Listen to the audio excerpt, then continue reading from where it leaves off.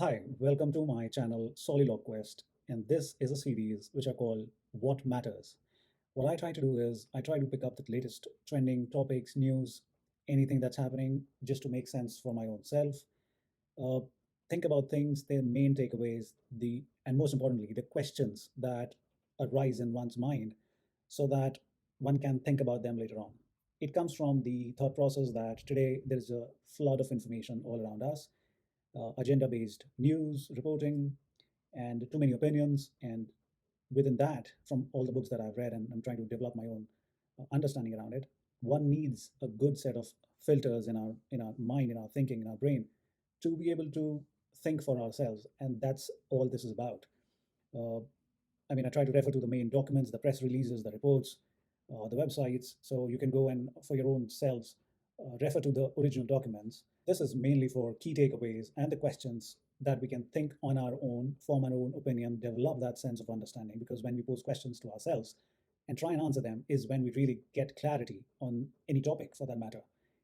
It is a step towards, educating ourselves, autodidacts, but more importantly, not getting swayed to one side or the other based on people's opinions, their judgments, their agendas, and all that.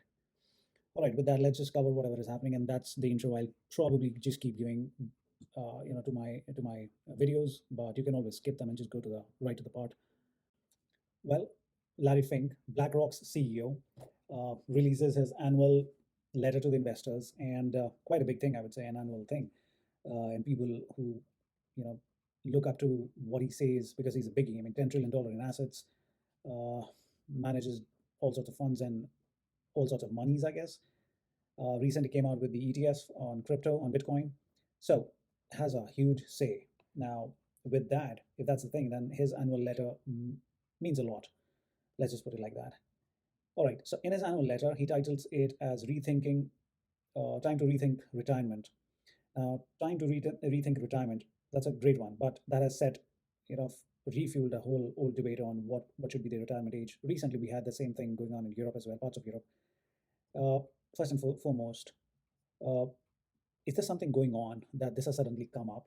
And that question for me is from other two questions, which is why hasn't government come up with this thing first, and why is a corporate, private, profit-seeking corporate and a private entity, the CEO of that private entity is coming to the fore and talking about it openly, and to especially to the investors who are going to invest money. That's first. What else? Why is the CEO of such a behemoth fund talking about it? Is there something brewing in the background? While he does mention on not being able to meet the social security, outlays and all that, but is there something else? Because now that this has come out, it would set in motion various opinions, various uh, points one has to think about, and one of them being what is going on. Is there something serious? Is there a point of working hard and contributing to the funds in anticipation of having a healthy retirement corpus, and so on? That's another one. Another thing which just right away comes to the mind is, hold on, that he manages retirement funds, he oversees them, and there's just whole a lot of sway that BlackRock has on retirement funds. And if that's the case, then is there a bias or a position of self-interest in coming out and saying this?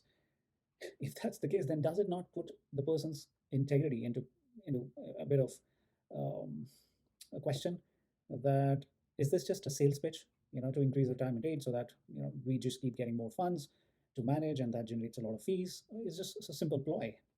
I mean, to be fair, and that's fine because it's just business. That's another thing to think about. Another, people. What is in it? What's in it for the people, common people? Is there something that we can really benefit out of this? Except that, yes, I mean, there will be a golden day tomorrow when we can see our hard-earned money in a huge corpus, which can give us benefit that will last us to our end. So what's in it for common people? Now, what happens if the whole premise is that medical advancement has increased the lifespan of common people, of humans, of the citizens, let's say, of developed countries at least. If that's the case, then what does this whole development, if it sees through the day, let's say the age increases by 2 years or 5 years, what's in it for the common people? Is there any benefit? Is there something that a common person can do to take advantage of this new development. uh, I don't know, increasing one's 401k contribution, or decreasing, or finding alternate means by getting spooked, or by trusting this even more because this is seemingly a long-term strategy. So that opens up that question as well. What is in it for the common people? And we need to really think for our own selves rather than going by somebody's advice in a blinded manner. It's always good to think for ourselves. And what are the repercussions and in terms of the increase in the age? And fine, the age is increased, but in how would that impact? Like, what sort of roles would one get? What sort of uh, challenges can it throw for somebody who's approaching that age bracket, and so on? Uh, would it be mandated? Would it not be? Because there's also a talk. Let's say Bernie Sanders came out with this legislation of reducing the work hours. Would it? Because reduced work hours is always a good thing for as you age, with the capacity of the body to be able to be that productive reduces it. And there could also be something called age-based discrimination. Yes, you want to age or retire later, but are you getting that sort of what should I say? Are you getting that sort of satisfaction from the kind of roles people are willing to give you, or not? But yeah, I mean, Larry Fink is the highest, is on the top of the food chain, so he can demand whatever he wants to, maybe. But would that apply for others as well? Just to think, just something to think about. Uh, I do agree with the principle, with the point in principle, and that is just me. So that is the fact that fine, you retire, but you still want to keep yourself occupied with something or the other, because otherwise you'll go mad.